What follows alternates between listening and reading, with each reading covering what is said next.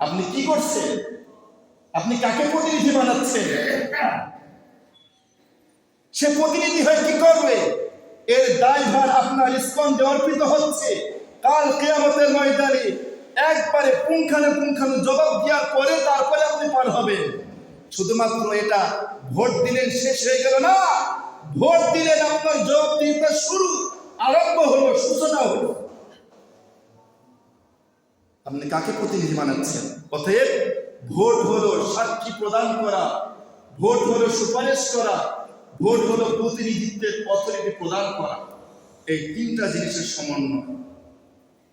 এই ক্ষেত্রে অবশ্যই আমাকে লক্ষ্য রাখতে হবে, এমন ব্যক্তিকে যদি প্রতিনিধি বানাই যার মাধ্যমে ইসলামের মান ক্ষুণ্ণ হয়, শরীয়তের বিধিবিধান লঙ্ঘিত হয়, খুনি, চাঁদাবাজি, ডাকাবাজি, রাহাজানি, দুর্নীতি ইত্যাদি অভয়ারণ্য দেশটা, গোটা দেশটা হয়ে যায়, এমন ব্যক্তিকে যদি আপনি প্রতিনিধি বানান, এর জবাবদিহিতা আপনাকে অবশ্যই হতে হবে।